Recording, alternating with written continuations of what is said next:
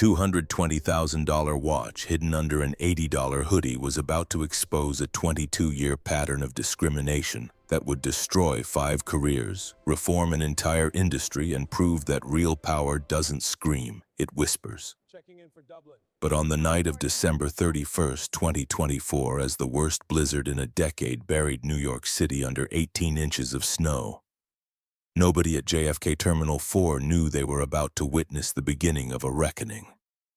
Donovan Kane stood at the floor-to-ceiling windows of the Delta Sky Club, watching ground crew in neon vests battle the elements.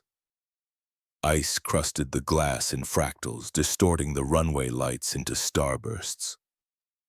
He took a slow sip of sparkling water, the bubbles sharp against his tongue. At 35, he carried himself with the kind of stillness that made people nervous, the quiet of a man who had nothing left to prove but everything to protect. His reflection stared back at him. Charcoal Loro Piana cashmere hoodie, the fabric so soft it felt like breathing clouds, reigning champ joggers in matching gray. White Common Project sneakers that cost more than most people's monthly car payments but looked like something from a clearance rack. To the untrained eye, he was an off-duty athlete, maybe a music producer trying to stay low profile. Certainly not the founder and CEO of EtherLogic, the tech acquisition firm that had just closed a $340 million deal 6 hours ago. The Patek Philippe Nautilus on his wrist told a different story, but Donovan kept it hidden beneath his cuff. Old habit. He'd learned early that wealth attracted the wrong kind of attention, and power wielded quietly cut deeper than any flex ever could. His phone buzzed, text from Natasha Bellamy, his chief legal officer already in London. Board confirmed for January 2nd, 9 a.m. Greenwich Mean Time. Titan's counsel is nervous. They know we found something. Donovan's thumb hovered over the keyboard. They had no idea how much he'd found. The acquisition of Titan Manufacturing was textbook on paper. Aging industrial giant, bloated middle management ripe for optimization. But the forensics team had flagged irregularities in Q4 logistics. Shell companies, inventory shuffles between warehouses in New Jersey and Leeds that made no operational sense. Someone was skimming, and Donovan had a strong suspicion who. He typed back, "Let them be nervous, we have the high ground." 8 years ago, he'd pitched EtherLogic to 4 different venture capital firms in Chicago, 4 polished conference rooms, 4 sets of partners in Brioni suits who looked at his hoodie and Nikes like he'd wandered in from the street. The rejections came in variations of the same theme. You don't look like a tech founder. We need someone with traditional leadership presence. Have you considered bringing on a co-founder with more conventional presentation?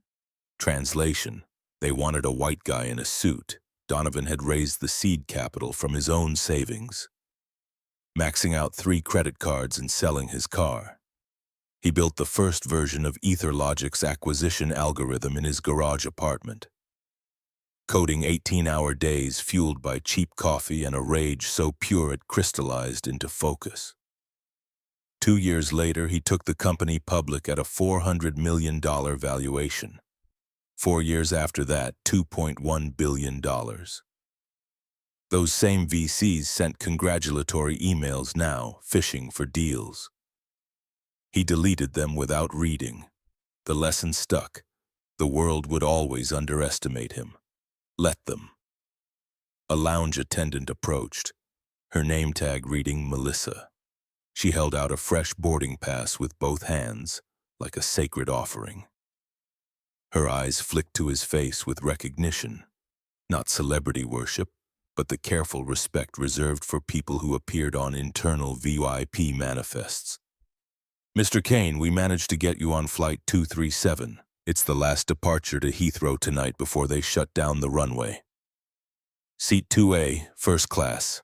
The captain wants to beat the storm, so boarding starts in 7 minutes." Donovan took the pass, noting the tremor in her fingers. The airport was a pressure cooker tonight. Thousands of travelers stranded, every departing flight a lifeboat. Gate agents were getting screamed at, flight attendants bracing for confrontation, and the weight of ruined holidays pressed down on everyone like the low-hanging clouds outside. "Thank you, Melissa. I appreciate you making this work." Her shoulders dropped half an inch. People didn't thank her enough. He could see it in the way surprise flickered across her face before the professional smile returned. "Happy New Year, Mr. Kane. Safe travels." He grabbed his leather weekender, a battered vintage piece that had logged more miles than most commercial pilots, and headed into the terminal chaos. The main concourse was a disaster movie in slow motion. Families camped on the floor with blankets and pillows scavenged from Hudson News. Children wailed. A man in a business suit screamed into his phone about missing his daughter's wedding. Near Gate B18, a woman sat alone against a pillar, crying scently into her hands. Donovan moved through it all with noise-canceling headphones drowning the cacophony, his expression neutral. He'd learned to compartmentalize suffering, not because he didn't care, but because caring about everything meant fixing nothing. Choose your battles. Win the ones that matter. Gate B32 was already boarding when he arrived. The agent scanned his pass without looking up, the machine emitting a cheerful beep that felt obscene given the stress radiating off everyone in line. Donovan stepped onto the jet bridge, cold air whipping through the gap where the accordion connector didn't quite seal. His ankles stung. He was tired. Bone-tired, the kind that came from 6 months of due diligence, contract negotiations, and corporate warfare disguised as polite emails. He just wanted to sit in 2A, drink a glass of champagne he wouldn't finish, and sleep until Heathrow. The aircraft door yawned open.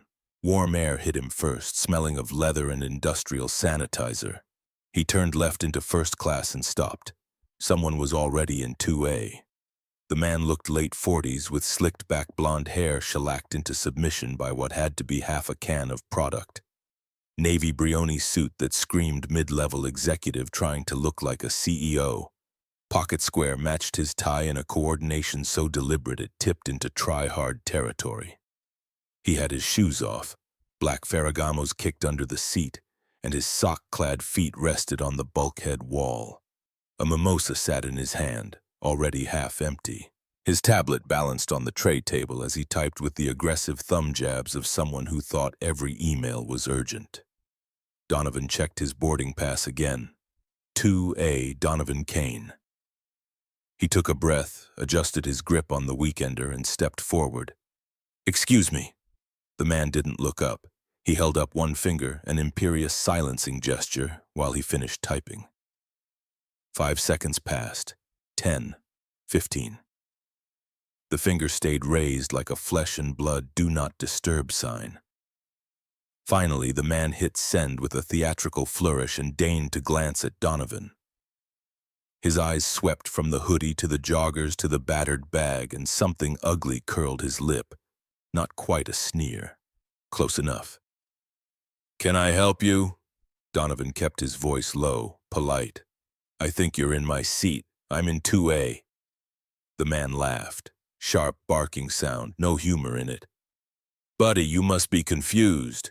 This is first class. Economy boarding is that way." He pointed a manicured finger toward the curtain separating the cabins. "Go find row 38 before the overhead bins fill up." Donovan didn't move. His expression stayed neutral, but his eyes hardened in a way that made the temperature drop 2 degrees. "I know where economy is. My ticket says 2A. Please check your boarding pass." The man sighed. A loud, theatrical exhalation designed to signal to everyone nearby that he was being harassed by an idiot. He set his mimosa down with exaggerated care. "Look, pal, I upgraded. I'm a Platinum Medallion member. I've been flying this route since you were learning to tie your shoes. I'm sitting here now. Run along. I have work to do." He turned back to his tablet, dismissing Donovan like a servant who'd overstayed his purpose. Across the aisle in seat 2B, an older gentleman with silver hair and wire-rimmed glasses lowered his Wall Street Journal. His eyes widened slightly as he looked at Donovan, recognition dawning like sunrise. "Harrison Caldwell, 63 years old, outgoing CEO of Titan Manufacturing. The man Donovan was flying to London to replace. The acquisition paperwork had crossed both their desks this morning. Harrison opened his mouth, the beginning of a greeting forming. Donovan gave him the slightest shake of his head. Not yet. Let this play out. Harrison, a man who'd spent 4 decades reading boardroom dynamics, understood immediately. He closed his mouth and settled back into his seat, a small, curious smile playing at his lips. This was going to be interesting.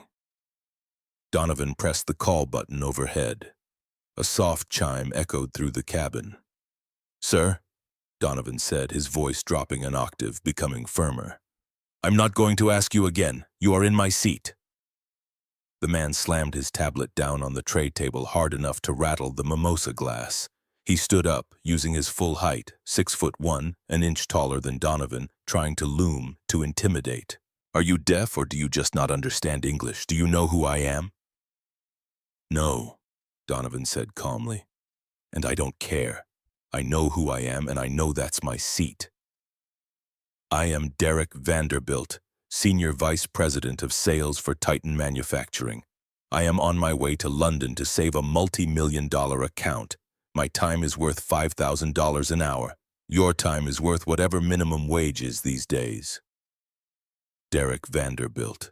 The name clicked. Donovan had seen it on the HR roster he'd been reviewing all week.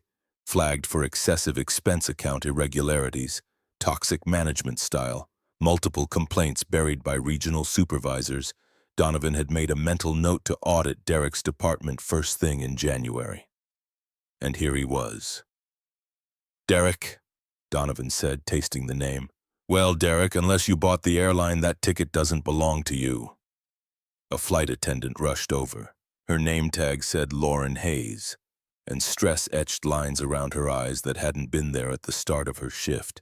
She was young, maybe 28, and the pilot had already announced door closure. If they delayed now, they'd miss the takeoff window. 300 people would be stranded. "Is there a problem here, gentlemen?" "Yes," Derek barked, pointing at Donovan's chest like he was identifying a suspect in a lineup. "This individual is harassing me. He's trying to hustle a seat he didn't pay for. Get him out of here so I can work." Lauren looked at Donovan, then at the boarding pass in his hand. She took it gently, scanned it with her handheld device. The machine beeped green. She turned to Derek. "Sir, may I see your boarding pass, please?" Derek rolled his eyes so hard his whole head moved. "I don't need to show you my pass. I told you I'm a platinum member. The gate agent waved me through. Sir, I need to see the pass." Lauren's voice, strained with patience, stretched to its breaking point. Derek huffed, dug into his jacket pocket and produced a crumpled boarding pass. He shoved it at her. Lauren scanned it.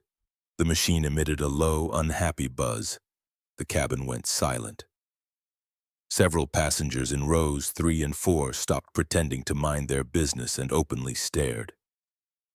Harrison Caldwell in 2B lowered his newspaper completely, watching Derek with the intensity of a hawk spotting a field mouse. "Sir," Lauren said, her posture straightening as professional authority kicked in, "this boarding pass is for seat 17C. That's in premium economy. It is not in first class." The words landed like a gavel. Derek's face turned a violent shade of red, the color climbing from his collar to his hairline in under 3 seconds. But instead of apologizing, instead of acknowledging the objective reality of the printed seat assignment, he doubled down. "That's a computer error. The agent at the desk upgraded me verbally," she said. "Mr. Vanderbilt, thank you for your loyalty. Please take 2A. If your system hasn't updated, that's your incompetence, not my problem." "Sir, verbal upgrades aren't policy," Lauren said, "and Mr. Kane here has a paid ticket for this seat. I'm going to have to ask you to move to your assigned seat in 17C. Derek laughed, a cruel, mocking sound that scraped against the cabin's tense silence. He looked Donovan up and down again, slower this time, making sure everyone saw the performance. "You want me to move for him? Look at him. He looks like he's here to rob the plane, not fly on it. How did he even afford this ticket? Drug money, rapper royalties? The racism hung in the air, heavy and ugly. Donovan's hands balled into fists inside his hoodie pockets. 8 years of meditation practice, of learning to transmute rage into focus, kept his face neutral. But his jaw clenched. A muscle jumped in his cheek. He looked across the aisle at Harrison Caldwell. Harrison looked furious now, his knuckles white as he gripped the armrest. The older man leaned forward, ready to intervene. Donovan caught his eye again. "Wait. Mr. Vanderbilt," Donovan said softly, each word deliberate. "You're making a mistake, a very expensive mistake. The only mistake is the airline letting people like you up front." Derek spat. He turned to Lauren, voice rising. "I am not moving. I have a bad back. I need the legroom for medical reasons. If you try to move me, I will sue this airline into the ground. I know the VP of operations at Delta personally." "Do you want to lose your job, sweetheart?" Lauren flinched. The threat landed. She was young, and name-dropping worked on the young. The lawsuit angle clearly rattled her. The plane was already delayed. If they had to call security to drag Derek off, they would miss the takeoff window entirely. The flight would be canceled, everyone on board stranded in New York for New Year's. Donovan saw the panic in Lauren's eyes. He saw the pilot looking out from the cockpit, checking his watch. He realized that if he pushed this, 300 people would pay the price. Leadership meant taking the hit for the greater good. "Lauren," Donovan said, his voice cutting through the tension like a clean blade. "It's okay." "Mr. Kane, it's not okay," Lauren said, tears pricking her eyes. "It's your seat. The flight needs to leave. If we argue, nobody flies. Does 17C have a window? Yes, but I'll take it." Derek let out a triumphant whoop. "See? Even he knows he doesn't belong here. Smart move, kid. Go sit where you fit in." Donovan leaned in close, not threatening, just close enough to invade Derek's personal space, to make the man flinch despite his bravado. "Enjoy the seat, Derek. It's the most comfortable you're going to be for a very long time." He turned to Harrison Caldwell in 2B. "Sorry for the disturbance, sir. Have a pleasant flight." Harrison nodded slowly, a look of profound respect and anticipation in his eyes. "You too, young man. I have a feeling things will work out." Donovan threw his weekender over his shoulder and walked back toward economy. As he passed through the curtain, he heard Derek loudly calling for Lauren. "Hey, sweetheart, another mimosa, and bring some nuts, the warm ones. I'm celebrating a victory." Seat 17C was everything Donovan expected. Tight, cramped, smelling faintly of baby wipes and recycled air. He folded his 6'2" frame into the space, his knees immediately pressing against the hard plastic shell of seat 16C. The teenager in 16C had already reclined fully, headphones blasting trap music loud enough that tinny rhythms leaked into the cabin. A mother with a crying infant sat across the aisle. Behind him, someone was already snoring. Donovan pulled out his phone before switching it to airplane mode. He opened his encrypted messaging app and composed a text to Natasha Bellamy in London. "Draft termination papers for Derek Vanderbilt, VP Sales at Titan, effective immediately upon my arrival. Also find out who our contact is at Delta Corporate. I want the passenger manifest for Flight 237 saved. Everything." He hit send. Then he opened a second message, this one to his mentor, Dr. Imani Okoye. She'd been his professor at Northwestern, the first person who saw past the hoodie to the mind underneath. When 4 VCs rejected him, she was the one who said, "Good, let them regret it later." "You were right. The world tested me tonight." Her response came back in seconds. "And?" "I passed. Barely. Marcus Aurelius said the impediment to action advance as action. What was in the way becomes the way. I know, still hurts. It should. Pain means you're still human. But don't let it make you cruel. Accountability, not revenge." Donovan stared at those last two words. Accountability, not revenge. The line felt thin sometimes. I'll try. You'll succeed, you always do. Call me when you land. He switched the phone to airplane mode and leaned his head back against the seat. The plane jolted as it began its pushback. Through the oval window, he could see the blizzard intensifying, snow whipping horizontal across the tarmac.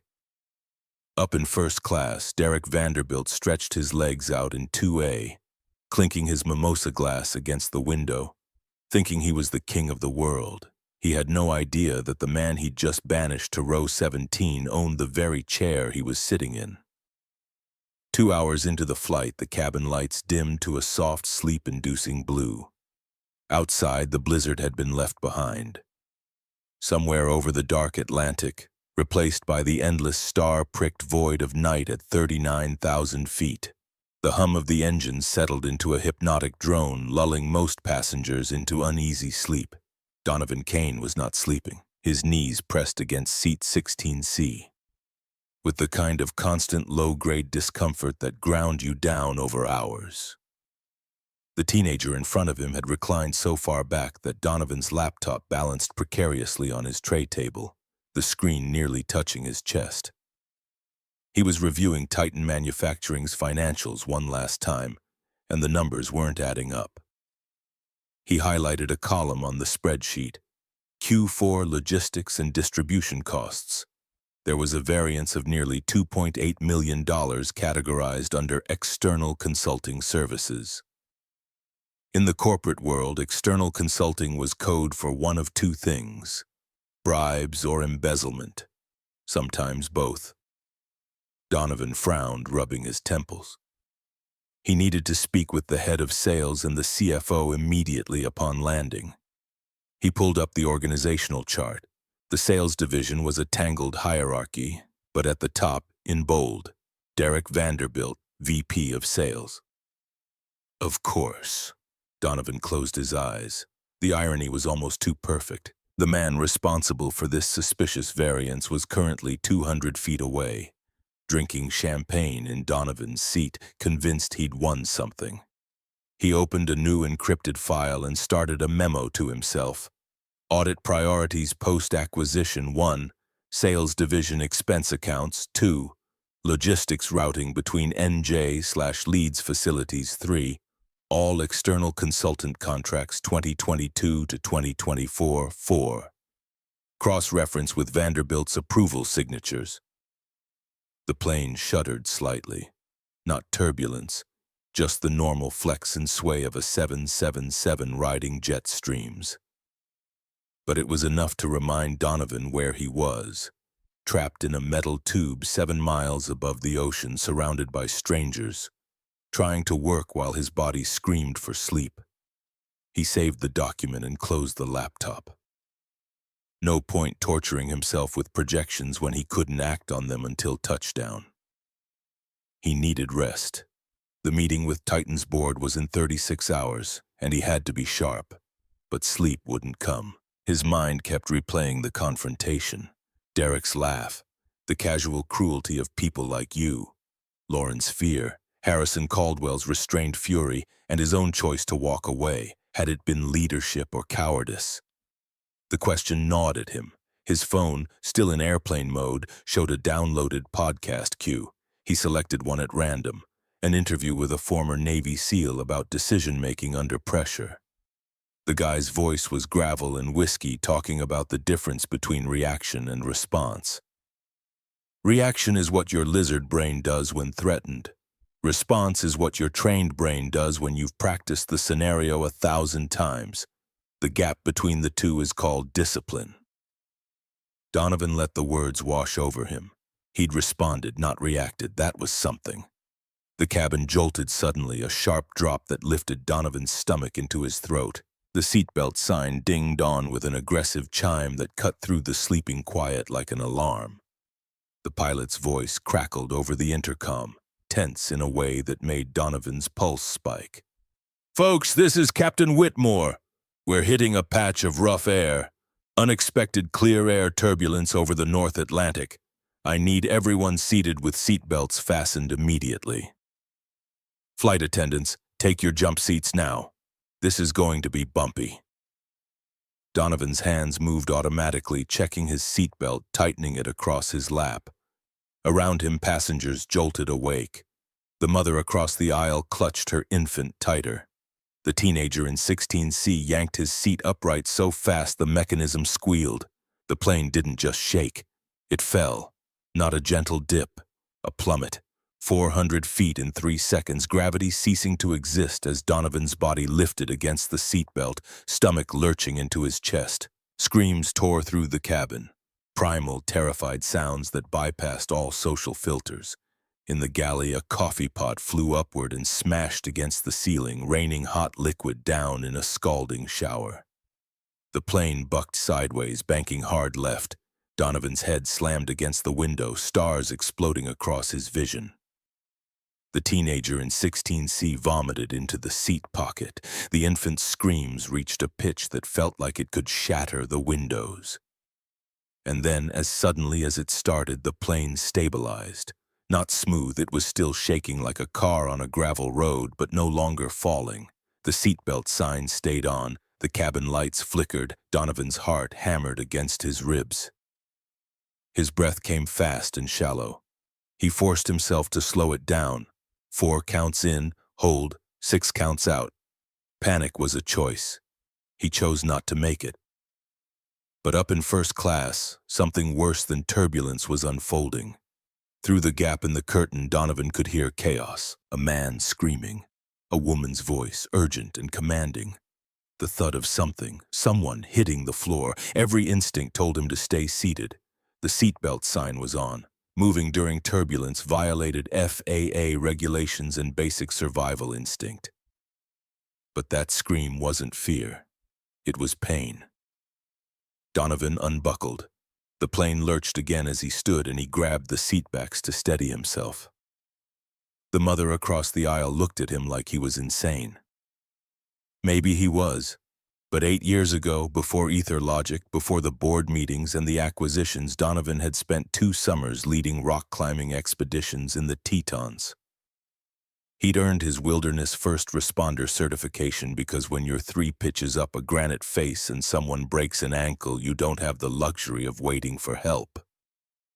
He moved up the aisle, hand over hand, bracing against the seats as the plane shuddered. A flight attendant, not Lauren, someone else, shouted at him from her jump seat. "Sir, sit down, the captain ordered." "Medical emergency," Donovan said, not stopping. He pushed through the curtain into first class. The scene was chaos compressed into 12 rows. The smell hit him first, scotch and blood, acrid and copper. Derek Vanderbilt was in seat 2A, blood streaming from his nose, clutching his face with both hands. His expensive suit was soaked, amber liquid and crimson mixing into a grotesque tie-dye. Shattered glass glittered on the seat and floor. But Derek was conscious, loud, and obnoxious. Not the emergency.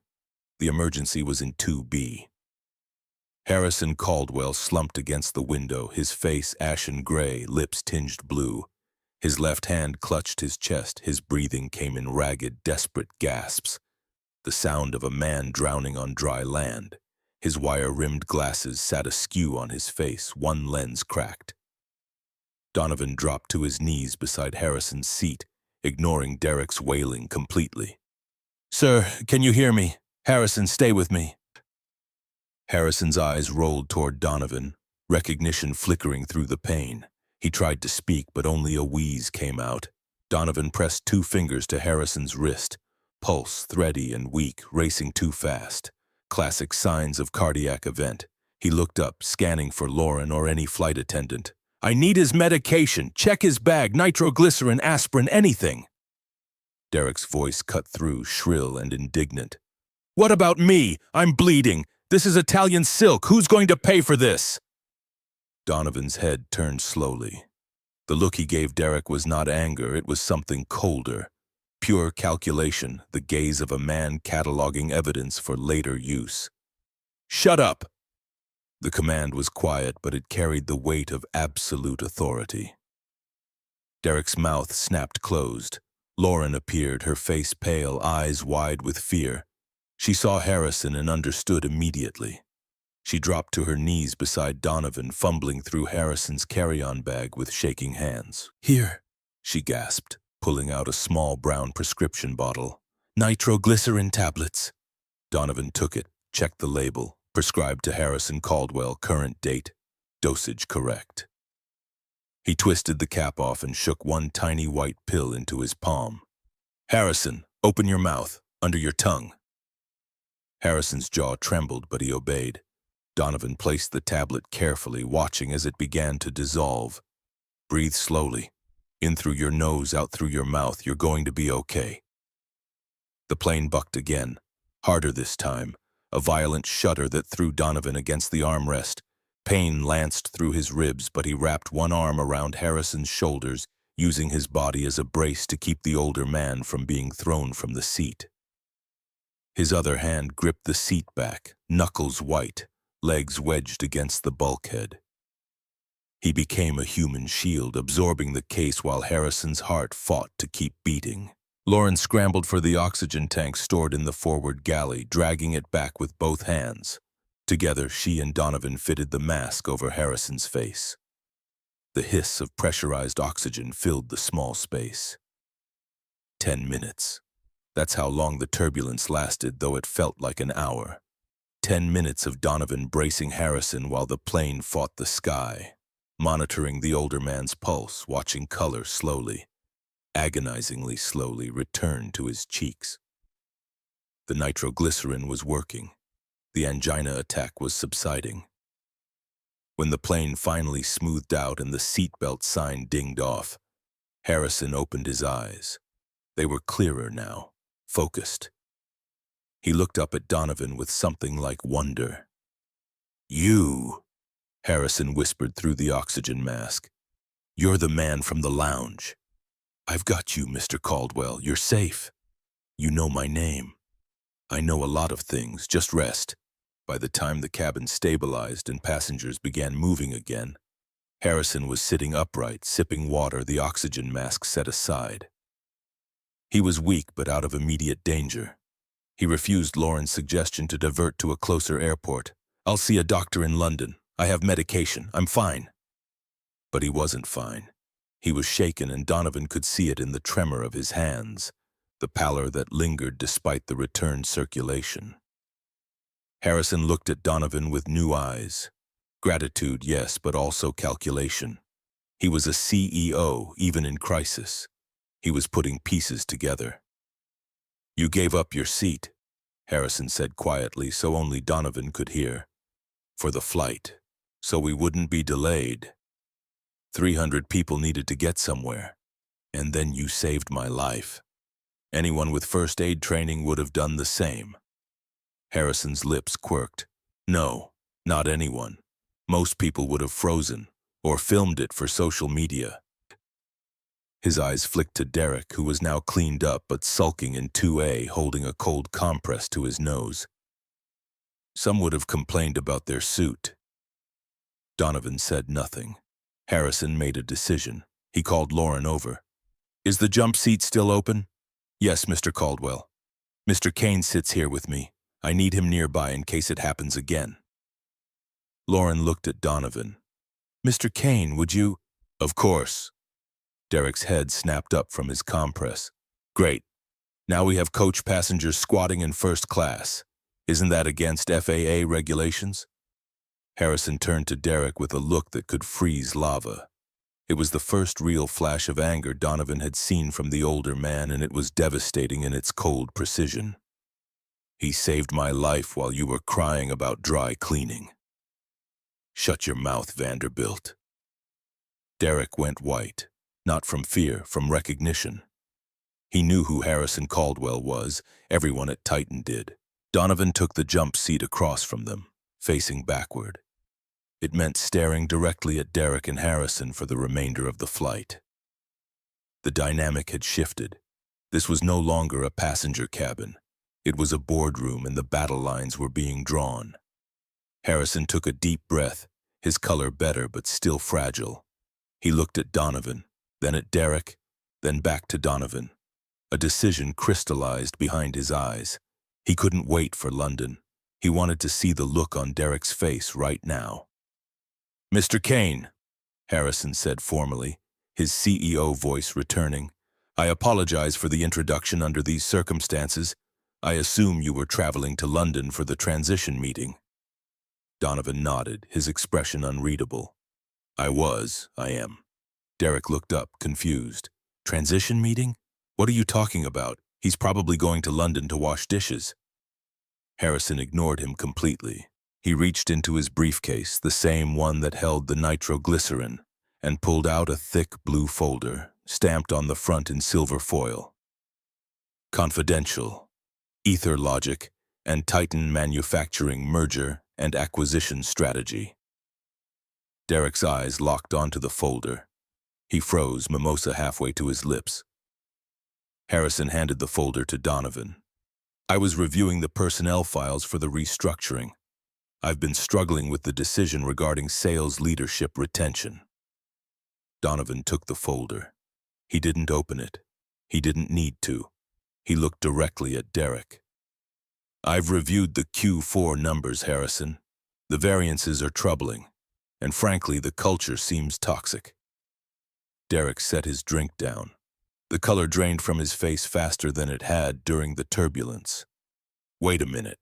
How do you know about Q4 variances? Who are you?" Donovan leaned forward, elbows on his knees, closing the distance between them.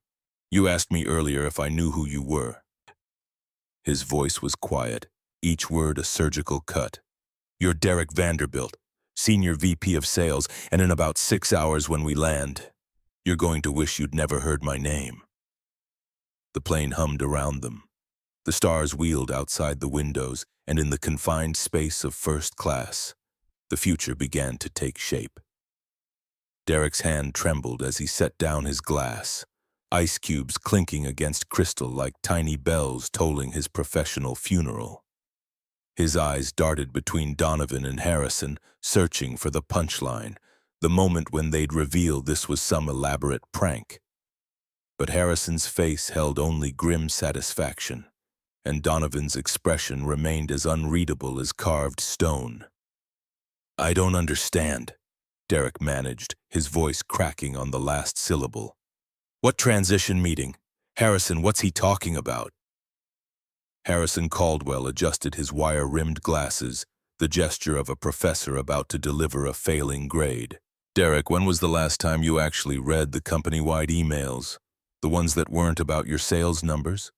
I read everything important, then you missed the announcement 3 weeks ago.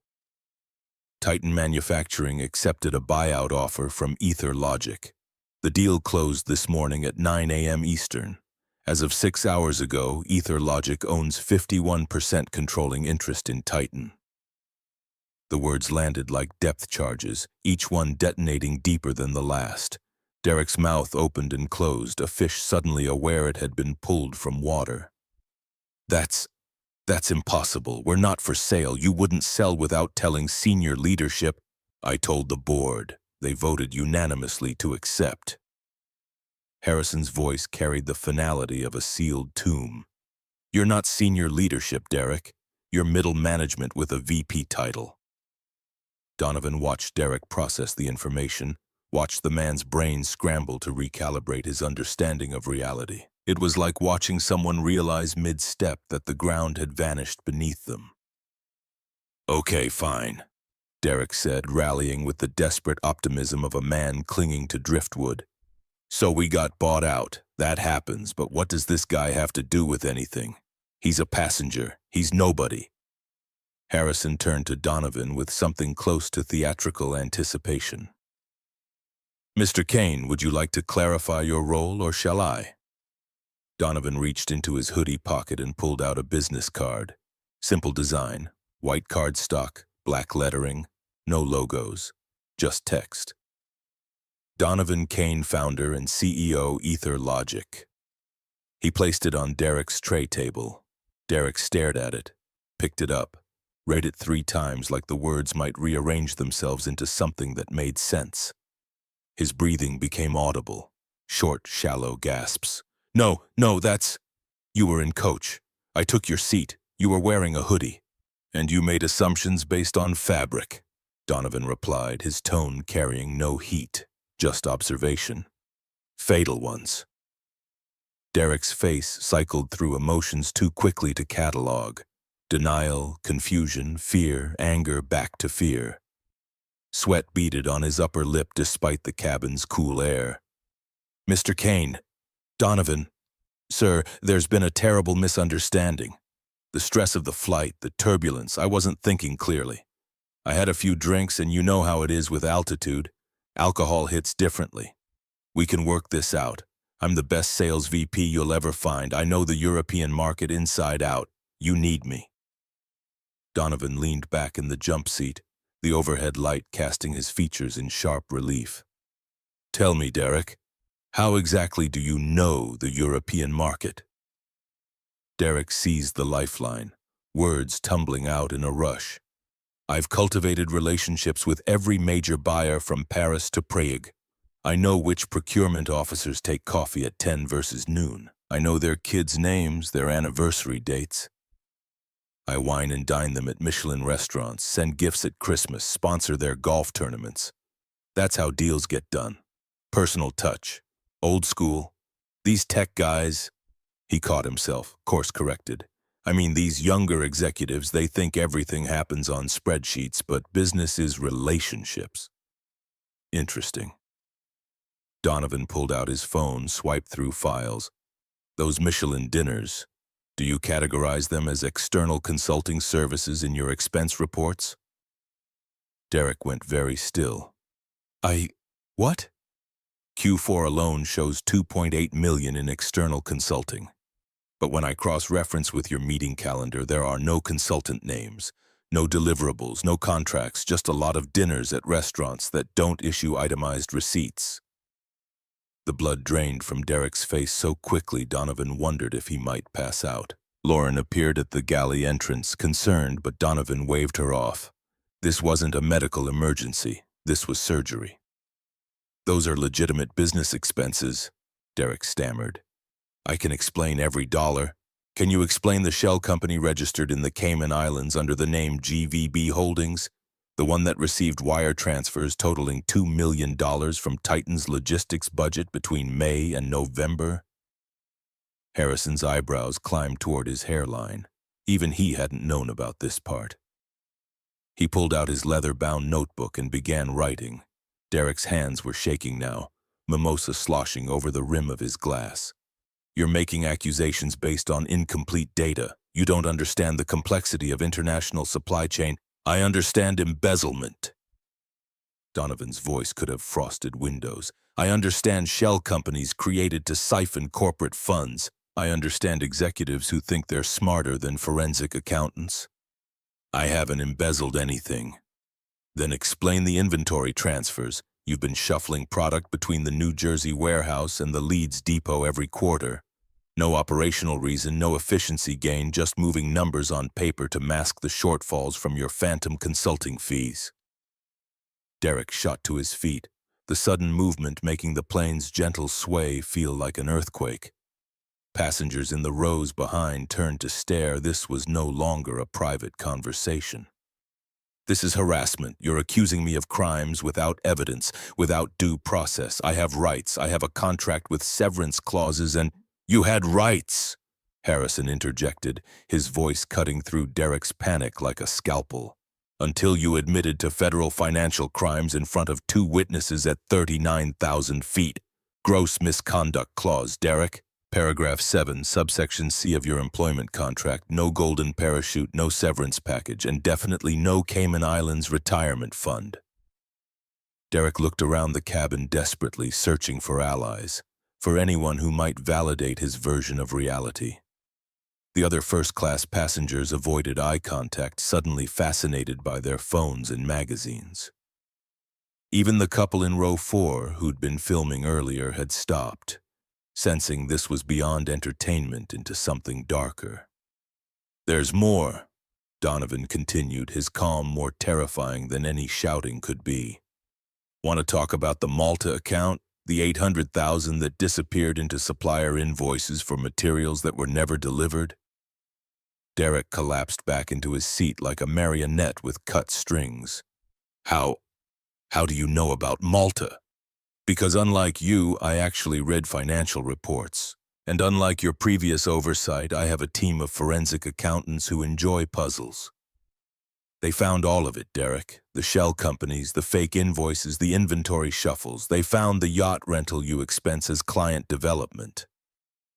The timeshare in Barbados listed as conference venue. The Tesla you bought through the company vehicle program but registered to your girlfriend. Ex-girlfriend, Derek whispered, then seemed to realize that was possibly the least important correction he could make. Harrison was writing furiously now, pages filling with evidence, dates, amounts. His earlier cardiac event seemed forgotten, replaced by the energizing fury of a CEO discovering just how badly he'd been robbed under his own watch. 2 ex-wives, Derek said suddenly, desperately, like this explained anything. Alimony payments that would bankrupt a small country, my daughters at Yale. Do you know what that costs? I was desperate. I made mistakes, but I was going to pay it back. The Cayman account, that was just temporary. A loan I was making to myself until bonus season. A loan. Donovan's laugh was bitter and brief. You stole from 1,400 factory workers who depend on this company for their pensions, their health care, their children's futures. You chose your comfort over their security, and you call it a loan. I don't even have a yacht. That Instagram photo, that was a rental for one weekend. I know. The forensics team traced the payment. You expensed it as team building in the Bahamas, but your entire sales team was in Munich that week for the trade show. Derek put his head in his hands. His fingers threaded through his gelled hair, disrupting the careful styling, making him look suddenly older, smaller. What do you want from me? Confession? Apology? I'll pay it back. All of it. Just don't.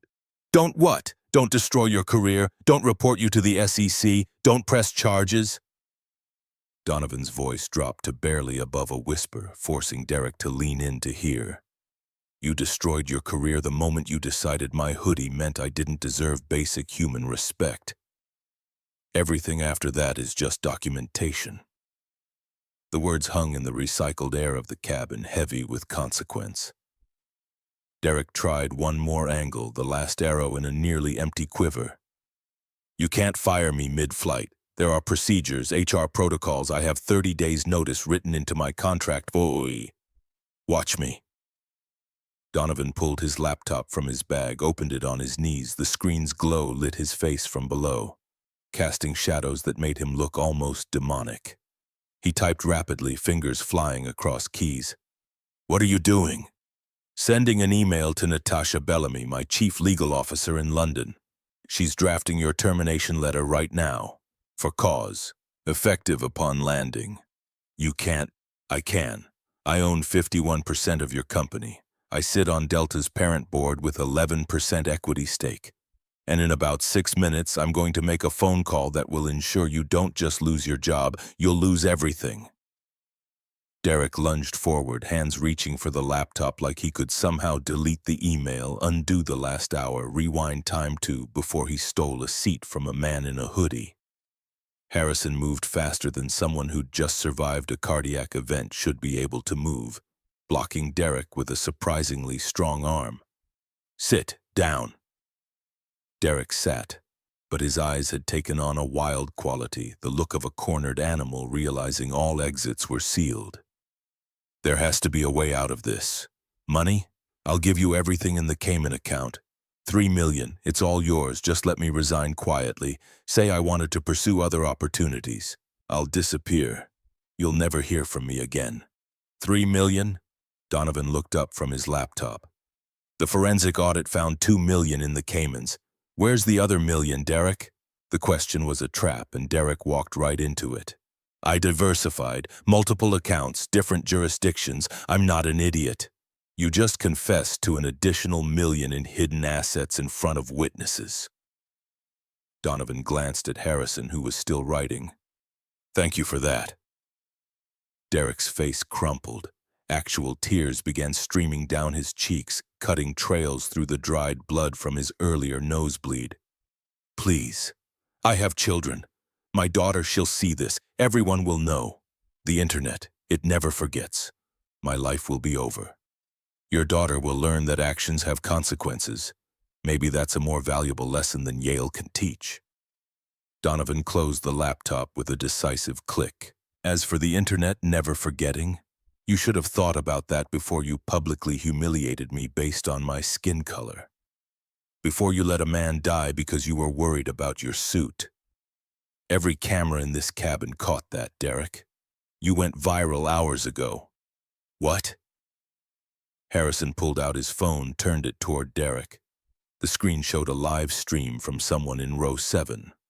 A tech blogger named Jade Moretti with 40,000 followers that had apparently ballooned to 300,000 in the last 2 hours. The stream was titled, "Racist Exec Caught on Camera. You Won't Believe What Happens Next." The view count ticked upward in real time. 1.2 million, 1.3 million, 1.4 million. Derek made a sound that wasn't quite a word, more like air being forcibly expelled from a punctured tire. Comment section is particularly illuminating, Harrison noted, scrolling. 12,000 people have already identified you by name. Your LinkedIn profile has been archived. Someone found your daughter's Instagram. I'd tell her to set it to private, but it's probably too late for that. My daughter. Derek's voice broke completely. She's 18. She didn't do anything wrong. Neither did the 1,400 workers whose pensions you risked. Donovan's tone held no satisfaction, just fact. Consequences ripple, Derek. You taught me that tonight. Now you get to learn it. The pilot's voice crackled over the intercom, professional and steady. Folks, we're beginning our initial descent into London Heathrow. Flight attendants, please prepare the cabin for landing. Local time is 5:45 a.m., and the weather is cold and clear. We'd like to thank you for flying with us tonight, and we wish everyone a Happy New Year. Happy New Year. The phrase felt like a punchline to a joke Derek was only now understanding. Donovan pulled out his phone, switched it off airplane mode. The device immediately began buzzing, notifications flooding in from messages sent while they were over the Atlantic. He scrolled through them, Natasha confirming the termination papers were ready, his PR director flagging the viral video, 3 missed calls from Dr. Imani Okoye, and 1 text from her that simply read, I saw. Call me the second you land. Proud of you, but we need to talk about what comes next. He drafted a response to Natasha. Add 1 million to the forensic audit, multiple offshore accounts. He just confessed. Also contact Delta Security at Heathrow. I want officers waiting at the gate. Derek watched him type, watched the final nails being driven into the coffin of his career. Security? You're having me arrested for what? This is all civil. Corporate malfeasance, sure, but not criminal. Wire fraud across international borders is a federal crime. Harrison corrected, his voice carrying the authority of someone who'd sat through enough legal briefings to know. Embezzlement over 250,000 triggers felony charges. And when you factor in the Malta account, the fake invoices, the shell companies, Derek, you're looking at money laundering charges. That's serious fraud office territory. But I'm American, committing crimes against a company with UK operations using UK financial institutions to process your fraudulent transfers. The SFO has jurisdiction, and trust me, they don't play games. The plane's descent steepened, ears popping as pressure shifted. Through the window, the first hints of dawn were breaking over the Atlantic, a thin line of gold on the eastern horizon burning away the stars. Derek tried one final time, his voice barely above a whisper. Donovan, Mr. Kane, can I call you that? We're not that different, you and I. We both came from nothing, fought our way up, made hard choices to survive. You understand what it's like to be underestimated, to have to prove yourself twice as hard because of who you are. I made mistakes, yes, but I was trying to build something, trying to give my kids a better life than I had. Isn't that what you're doing? Building EtherLogic, fighting against all the people who said you couldn't. We're the same. Donovan looked at him for a long moment. When he finally spoke, his voice was soft but carried the weight of absolute conviction. "We are nothing alike. I built my company with code and sweat and sleepless nights. You built yours on theft and lies. I was underestimated because of racism. You're being held accountable because of crime. And the biggest difference, Derek, when I was in that Sky Club lounge wearing this same hoodie, the staff treated me with respect because they recognized competence regardless of packaging. You saw the same hoodie and assumed criminality. That's not survival. That's bigotry. And it cost you everything." The finality in those words was absolute. Derek seemed to shrink physically, collapsing inward like a dying star. The plane touched down with a screech of rubber on tarmac, the reverse thrusters roaring as they bled speed. The cabin erupted in scattered applause, the reflexive celebration of survival that always felt slightly morbid to Donovan. They'd survived, yes, but some of them didn't know yet that their lives had fundamentally changed in the last 7 hours. As the aircraft taxied toward the gate, Donovan could see blue lights flashing on the tarmac through the window. 3 police vehicles, Metropolitan Police markings visible even in the pre-dawn darkness, and 2 black sedans, the kind that carried serious people with serious authority. Derek saw them too. His breathing quickened, shallow and rapid. "What did you do? What did you tell them?"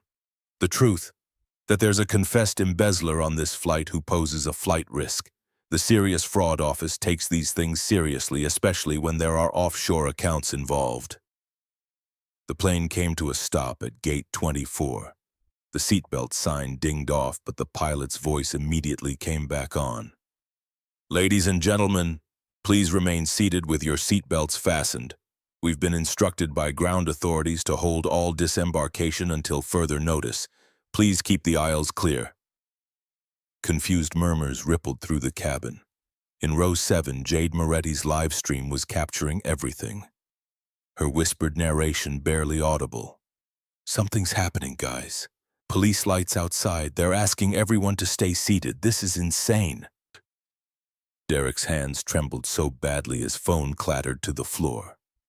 He bent to retrieve it, and Donovan saw the man's screen was open to a banking app, frantically trying to transfer funds, move money, hide evidence even now. "I wouldn't bother," Donovan advised. "My legal team froze all accounts associated with Titan's financial systems about 20 minutes ago. Emergency injunction. You can try to move the money, but it'll just create more documentation of your crimes." The forward cabin door hissed open. Cold London air rushed in, carrying the smell of jet fuel in winter. Heavy footsteps echoed on the jet bridge, multiple people, moving with purpose. 4 figures entered the aircraft, 2 uniformed Metropolitan Police officers with high-visibility vests, and 2 people in dark suits that screamed federal authority.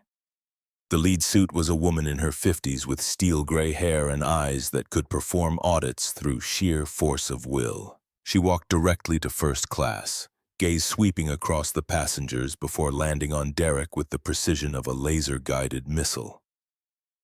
"Derek Vanderbilt?" Derek's voice cracked. "Yes?" "I'm Agent Patricia Wolf, Serious Fraud Office. This is Agent Chen. We have some questions regarding financial irregularities at Titan Manufacturing. We'd like you to come with us."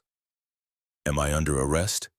"Not yet, but we do need to have a conversation at our offices. You can come voluntarily or we can make it official right here. Your choice." Derek looked at Donovan one last time, a drowning man's appeal for a lifeline that would never come. Donovan met his gaze and said nothing. There was nothing left to say. Derek stood on shaking legs. "I want a lawyer." "That's your right. One will be provided. Please come with us."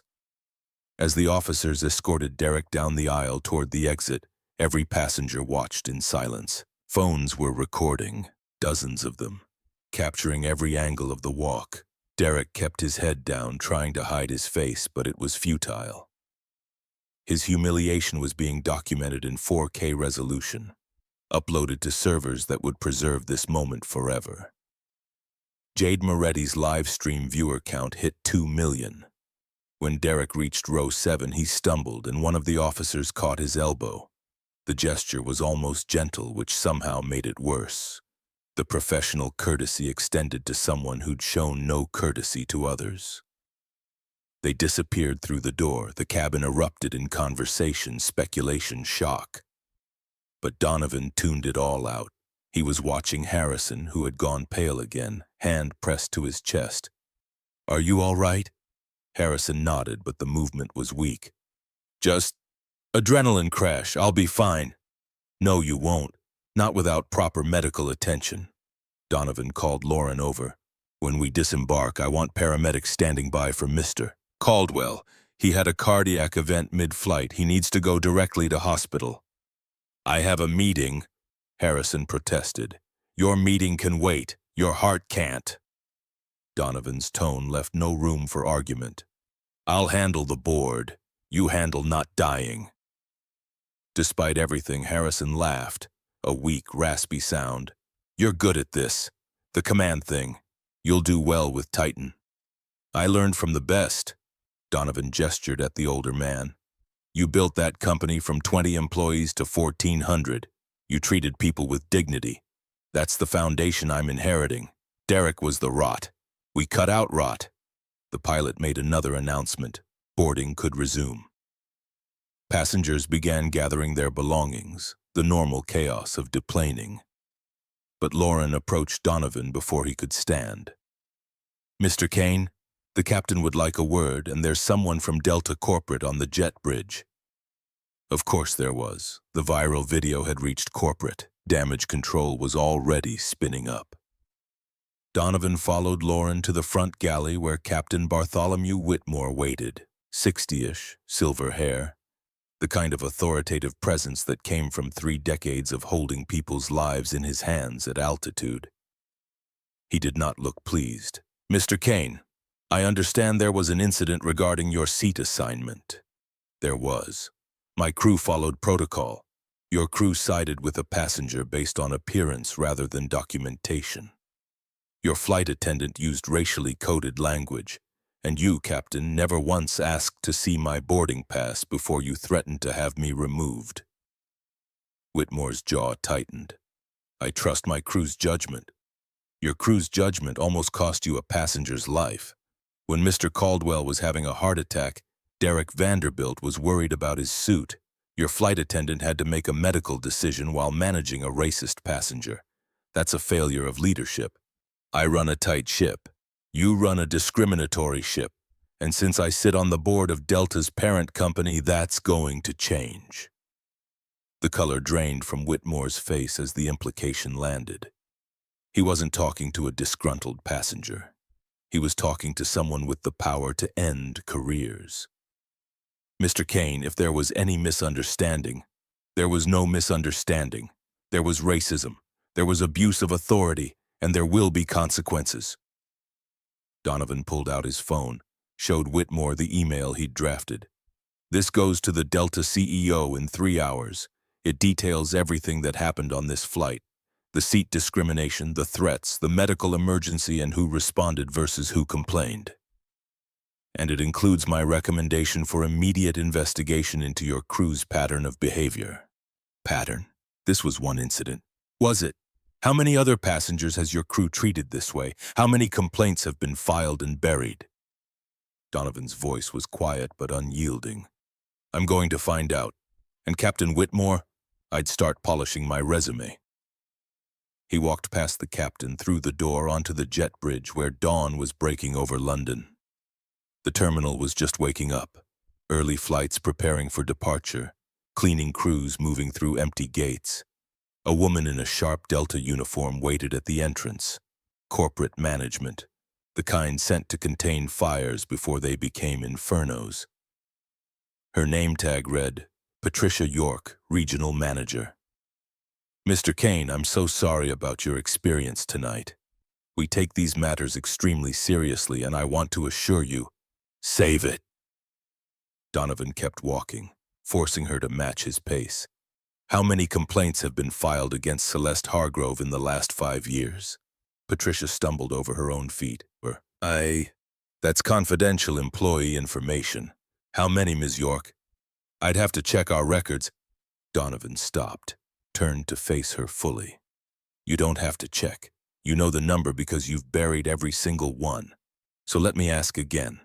How many passengers has Celeste discriminated against? Patricia's professional smile cracked. Mr. Kane, I don't appreciate the accusatory tone. I don't appreciate corporate managers who enable racism to protect their bonus structures. Here's what's going to happen. You're going to pull every complaint filed against Flight 237's crew for the last 10 years. You're going to compile them into a report, and you're going to have it on my desk. He pulled out a business card, handed it to her. By end of business London time. Or I go public with what happened tonight and Delta's stock price drops 15% by market close. You can't threaten. I'm not threatening. I'm explaining consequences. You have 8 hours. He walked away, leaving Patricia York standing in the jet bridge, her corporate armor showing cracks. The terminal proper was a different world, warm, bright, starting to fill with early travelers. Donovan's phone buzzed continuously now that it had full signal. He found a quiet corner near a closed bookshop and called Natasha. She answered on the first ring. Please tell me you didn't just get someone arrested at 30,000 feet. Technically, it was on the ground. Donovan. He confessed, Natasha. Multiple offshore accounts, shell companies, fake invoices. He handed me everything on a silver platter because he was too drunk and arrogant to realize who I was. The SFO has him? As of 5 minutes ago. Good, but we have a problem. The video is everywhere. CNN, BBC, social media. Your face is all over it. The hoodie, the seat confrontation, the whole thing. Your identity as EtherLogic's CEO is public now. Everyone knows. Donovan closed his eyes. He'd known this was coming, but the reality still hit like a gut punch. Privacy was a luxury he'd just spent. How bad? Stock price is up 7%. People love an underdog CEO story, but we're getting death threats too. The usual racist cesspool claiming you're playing the victim, that you staged it for publicity. Security wants to increase your protection detail. No. Donovan, I'm not hiding. That's what they want. I show up at the Titan meeting tomorrow in a suit, I give my presentation, I do my job. Business as usual. There's nothing usual about this. Then we make it usual. We normalize holding people accountable. We normalize consequences for discrimination. Natasha was quiet for a moment. When she spoke again, her voice carried a weight he recognized, the weight of someone about to say something he wouldn't want to hear. I found something in the Titan files. You need to know before the board meeting. What? Derek wasn't the only one skimming.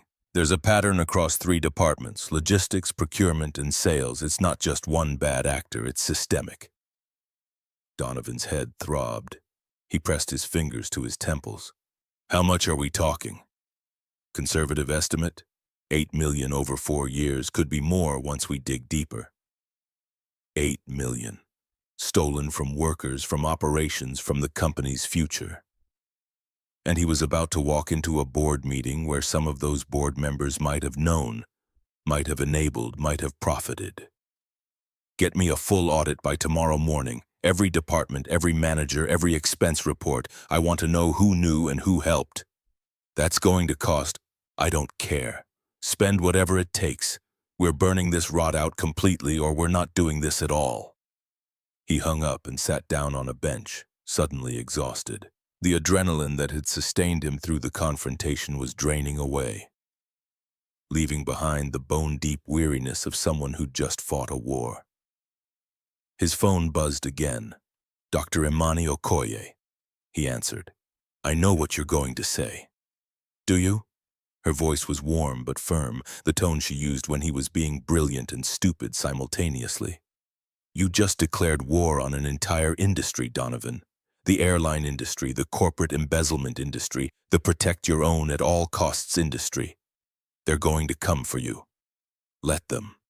That's the part that worries me. You're not just fighting for yourself anymore.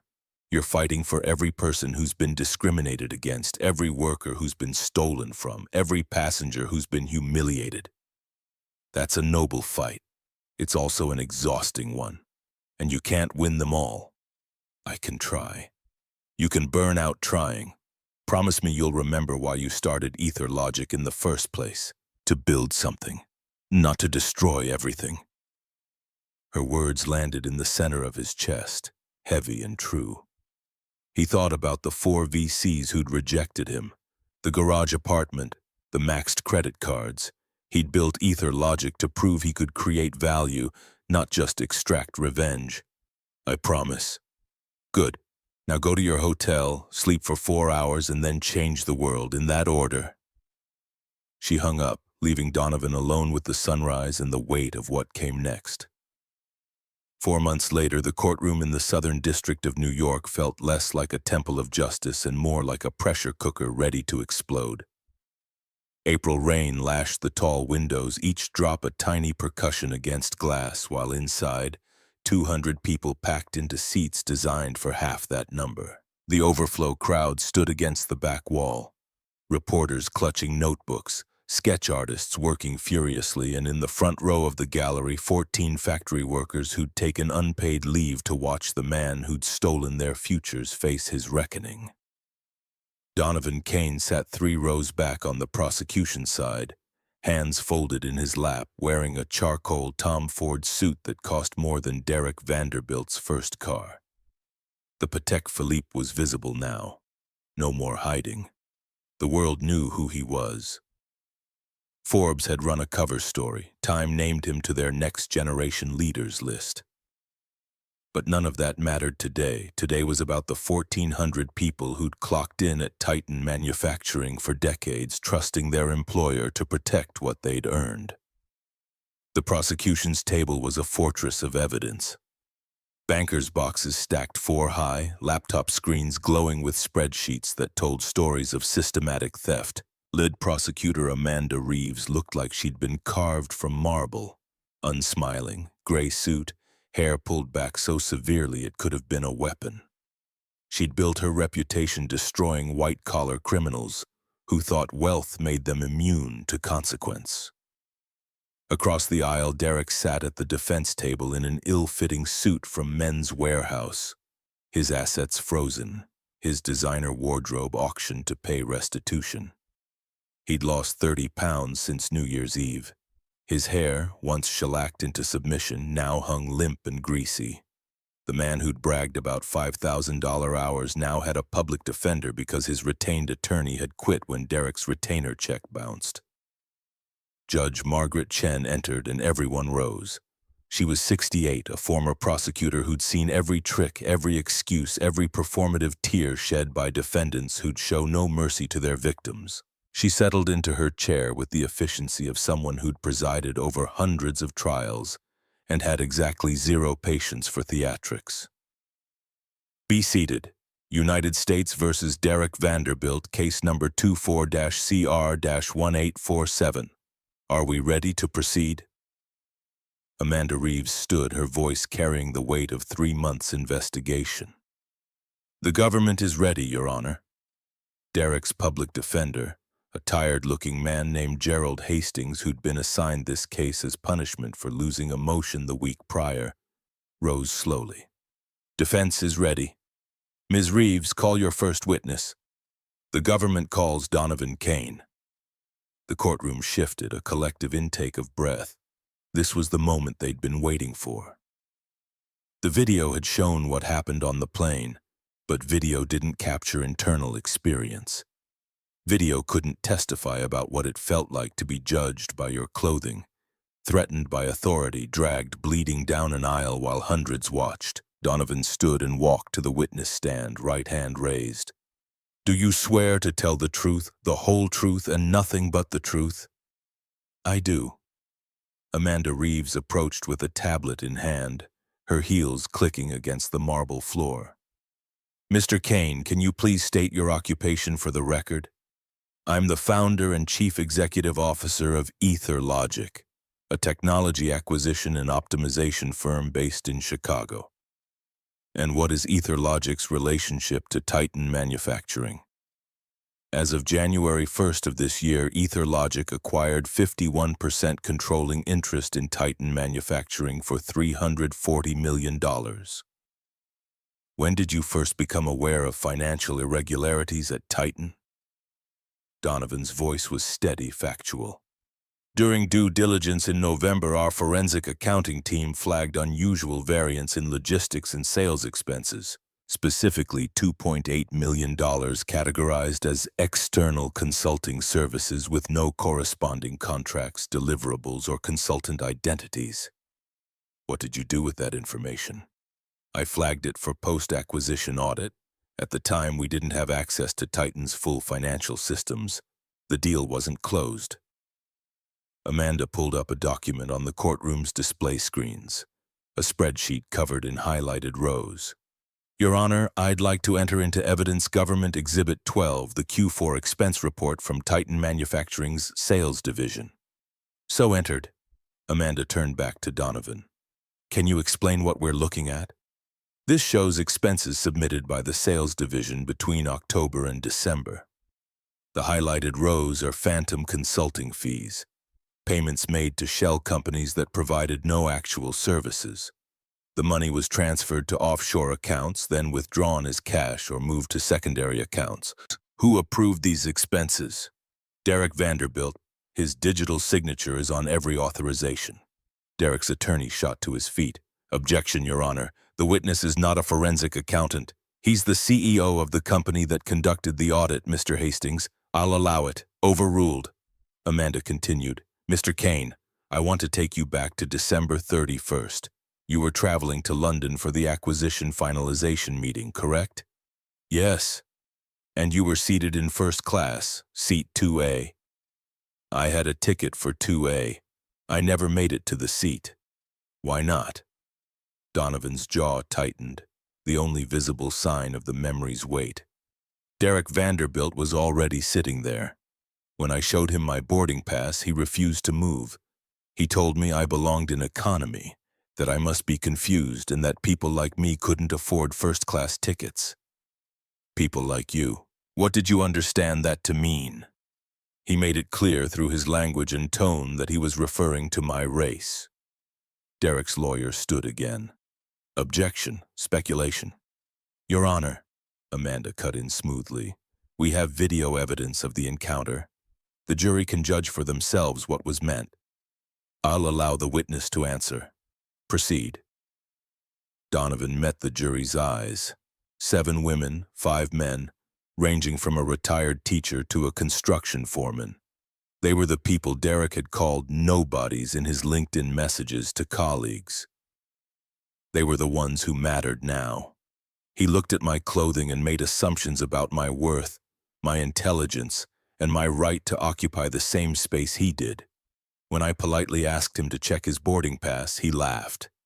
When the flight attendant confirmed I was right and he was wrong, he still refused to move. He threatened the airline employee, name-dropped executives, and claimed medical necessity. All lies. What happened next? I gave up my seat. The flight was already delayed by weather. 300 people needed to get to London, and if I pushed the issue, security would have removed him. We'd have missed the takeoff window, and everyone would have been stranded. So I took his seat in premium economy. Did Mr. Vanderbilt say anything as you left? Donovan's voice dropped, remembering. He said, "Smart move, kid. Go sit where you fit in." The courtroom was silent except for the rain and the scratch of sketch artists' pencils. And where was Mr. Vanderbilt's assigned seat? 17C Premium Economy, not first class. Amanda let that hang in the air before continuing. Later in the flight, there was a medical emergency, correct? Harrison Caldwell, Titan's outgoing CEO, suffered a cardiac event during severe turbulence. I have wilderness first responder certification, so when the call went out for medical assistance, I went to help. Where was Mr. Vanderbilt during this emergency? Donovan's eyes found Derek across the courtroom.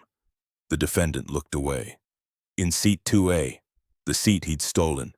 He'd been drinking heavily, mimosas and scotch.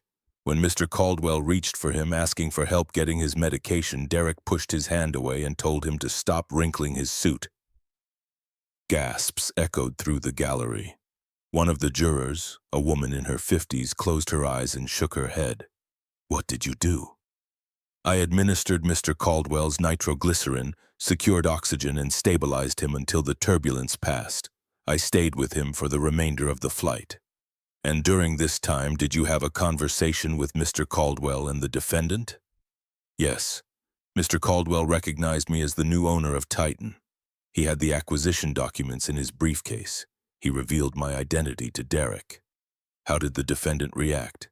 "He panicked. Then he tried to justify himself. Then he confessed." Derek's attorney was on his feet.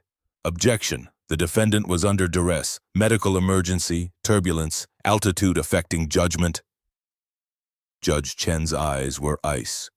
"Mr. Hastings, are you arguing your client was too impaired to be held responsible for his own words? Because if so, you're making the prosecution's case for them." Hastings sat down, realizing his mistake too late. Amanda pulled up another document. Government Exhibit 23, a transcript of the conversation as recounted by 3 witnesses, Mr. Kane, Mr. Caldwell, and flight attendant Lauren Hayes. "Mr. Kane, is this accurate?" Donovan scanned the page. "Yes." "Can you read the highlighted section for the jury?" Donovan's voice was clear, each word a nail. "Derek Vanderbilt stated, and I quote, 'I move inventory between the warehouse in Jersey and the depot in Leeds to cover quarterly shortfalls. It's a shell game. I already moved $2 million into a Cayman consulting shell company, GVB Holdings. If the new boss keeps me, I put it back. If he fires me, it's my severance package." The jury leaned forward collectively like plants bending toward sunlight. "Did he say anything else?" "Yes. When Mr. Caldwell questioned whether that was risky, Derek laughed and said, 'I've already moved $2 million to the Caymans. I call it my severance package. If he keeps me, I'll put it back. If he cuts me, poof, it's gone.'" "And was there more?" Donovan turned the page. "He mentioned a second account. Malta, $800,000. He said he'd faked supplier invoices to cover it. When I asked about a yacht I'd seen on his Instagram, he initially denied owning it, then admitted it was a rental that he'd expensed as team building in the Bahamas. But his entire sales team was in Munich that week for a trade show." Amanda turned to the jury. All of this, unprompted, no interrogation, no coercion. Just a man who thought he was untouchable, bragging to someone he believed was beneath him. "Objection. Argumentative." "Sustained. Move on, Ms. Reeves." Amanda approached the witness stand, her voice softer now. "Mr. Kane, when you landed in London, what did you do?" "I had Derek arrested." "Why?" The question hung in the air, loaded with implications. "Why not just fire him quietly? Why not settle out of court? Why drag this into public?" Donovan leaned forward, and when he spoke, every person in that courtroom felt the weight of his conviction. "Because he didn't just steal from a company. He stole from people. 1,400 workers who trusted their employer to safeguard their pensions, their benefits, their futures. When you embezzle from a corporation, you're not robbing some abstract entity. You're taking food off tables. You're stealing college funds and retirement dreams. You're telling people that their years of labor are worth less than your yacht rental." His eyes found the factory workers in the front row. "I arrested him because silence is complicity. Because if I'd settled quietly, he'd have moved to another company and done it again. Because accountability isn't just about punishment. It's about making sure everyone who comes after is protected." The courtroom was silent except for the sound of one factory worker, a woman in her 60s named Rosa Martinez, crying softly into her hands. Amanda let the moment breathe before asking her final question. "No further questions, Your Honor." Derek's attorney approached for cross-examination, clutching a legal pad covered in frantic scrawl. Gerald Hastings was not a bad lawyer. He was just a tired one, and he knew he was defending the indefensible.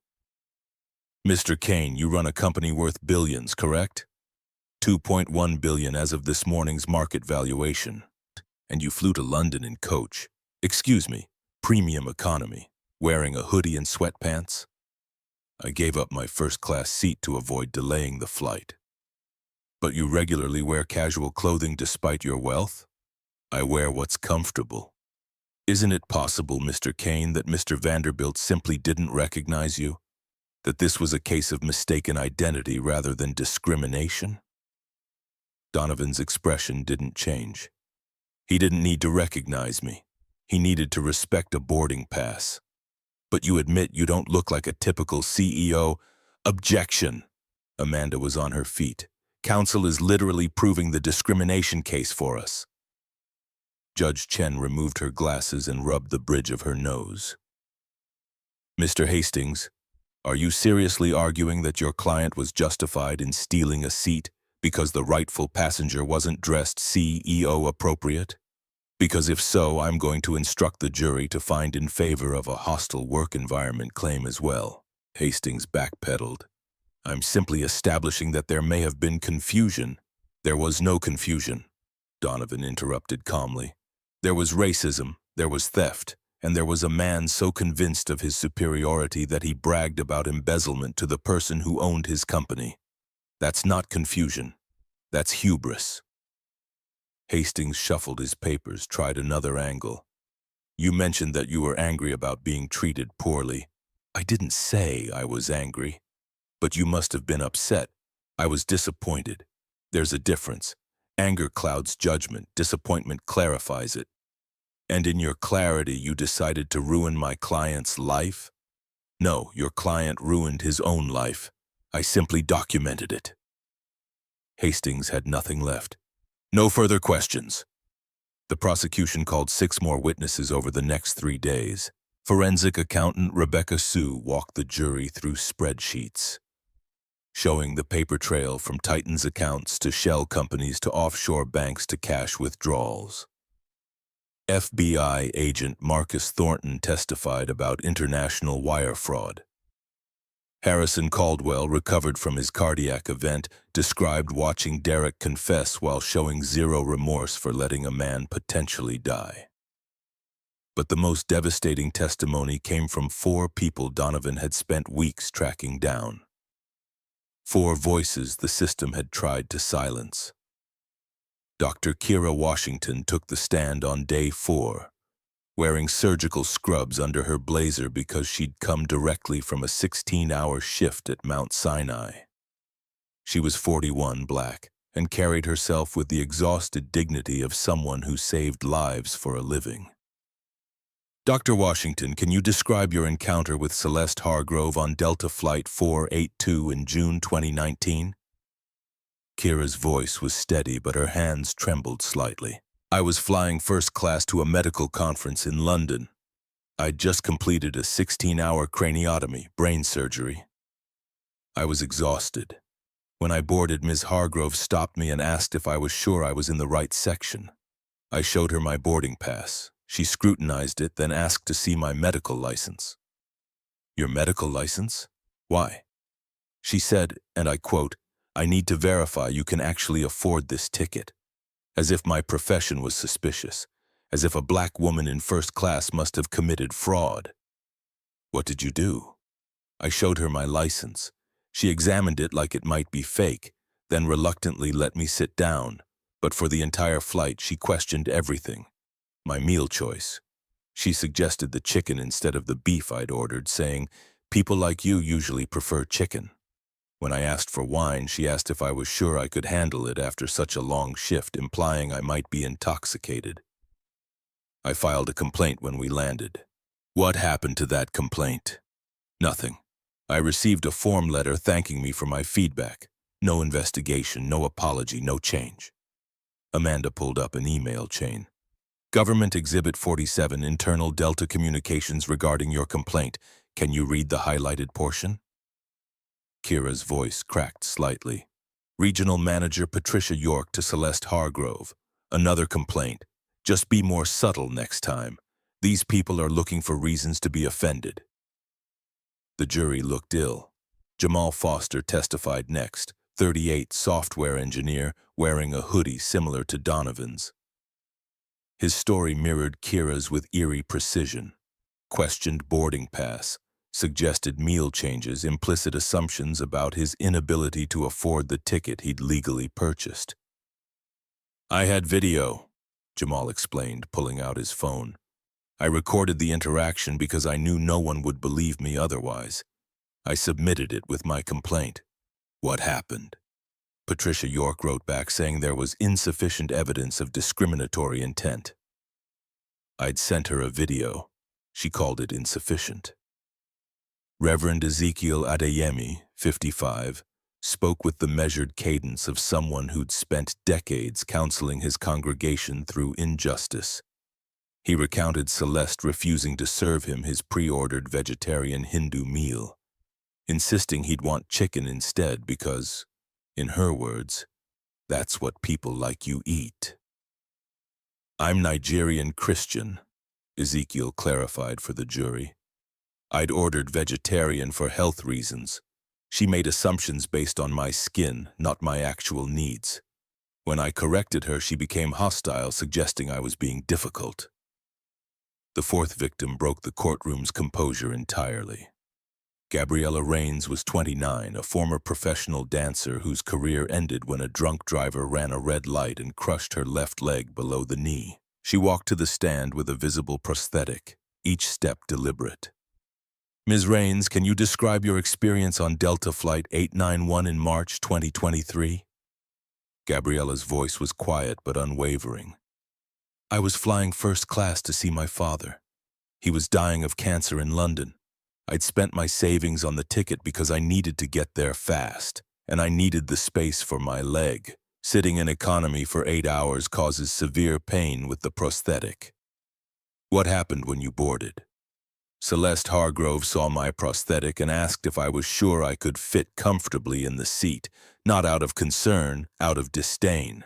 She suggested I might be more comfortable in the back where there's more room to stretch out, even though economy has less legroom. When I showed her my boarding pass and explained about my leg, she said, 'Maybe you should have thought about that before booking first class.'" The jury was visibly angry now. 2 of them had tears in their eyes. "I was traveling to say goodbye to my dying father, and she treated me like I was trying to scam an upgrade. I filed a complaint." Patricia York responded that the flight attendant was expressing concern for my comfort and no action would be taken.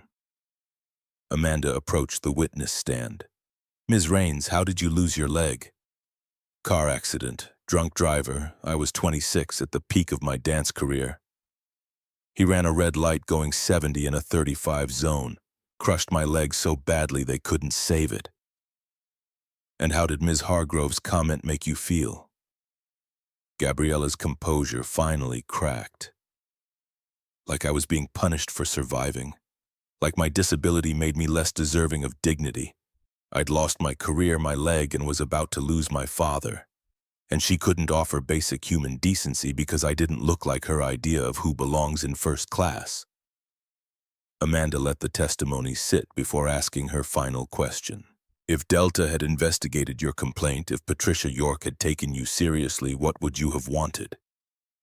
"Training, accountability, assurance that it wouldn't happen to the next person.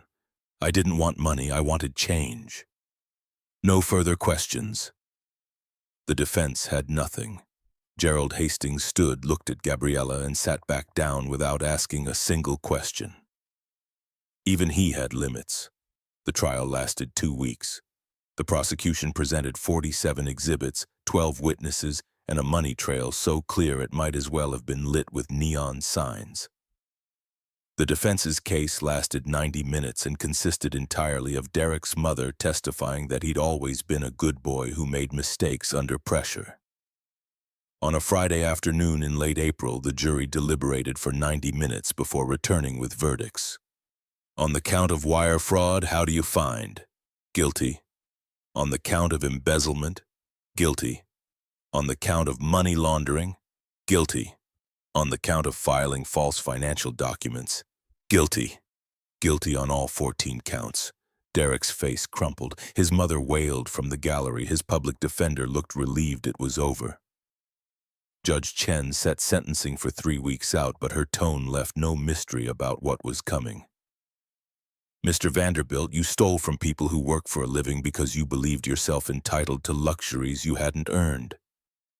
You showed no remorse when caught, only anger at being held accountable. This court will consider the full extent of the law. 3 weeks later, Derek Vanderbilt stood before Judge Chen in the same ill-fitting suit, 20 pounds lighter, looking like a ghost of the man who'd stolen a seat on New Year's Eve. Mr. Vanderbilt, you have been convicted of 14 felony counts. Before I impose sentence, do you wish to address the court?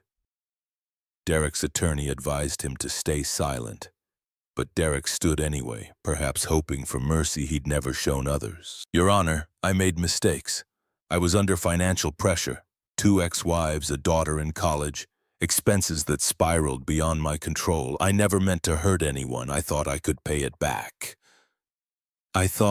You thought you wouldn't get caught, Judge Chen interrupted. You thought your position protected you. You thought the people you stole from were beneath your notice. You were wrong on all counts. She pulled out a document, reading from prepared remarks. The presentencing report details a pattern of entitlement spanning your entire career, inflated expense reports dating back a decade, harassment complaints from subordinates that were buried by supervisors, a history of treating service workers with contempt. This isn't a case of one mistake under pressure. This is who you are. Derek's lawyer tried to interject. Your Honor, my client has already lost everything. His career, his reputation, his savings. His savings? Judge Chen's voice could have cut steel. He stole $8 million. That's not savings, that's evidence. As for his reputation, he built that himself through his actions. I'm simply acknowledging reality. She turned back to Derek. You showed Mr. Kane no mercy when you assumed he was powerless. You showed Mr. Caldwell no mercy when he was dying. You showed 1,400 workers no mercy when you stole their pensions. This court will extend you the same consideration you showed them. The gavel fell like thunder. On counts 1 through 7, wire fraud and embezzlement, I sentence you to 6 years in federal prison on each count to run concurrently. On counts 8 through 14, money laundering and false documents, I sentence you to 4 years on each count to run concurrently with the previous sentence. Total, 6 years in federal custody followed by 3 years supervised release. You are ordered to pay full restitution of $8 million plus interest, and you are permanently barred from serving as an officer or director of any publicly traded company. Derek collapsed into his chair, the air rushing out of him like he'd been struck. But Judge Chen wasn't finished. Additionally, I'm ordering this transcript and video evidence to be forwarded to the Department of Justice Civil Rights Division. The discrimination on that aircraft, the subsequent investigation revealing systemic bias at Delta Airlines, and the corporate cover-up merit federal investigation. Ms. Reeves, please coordinate with DOJ on that matter. She looked out at the gallery where Donovan sat, surrounded by factory workers who'd taken the day off to see justice delivered.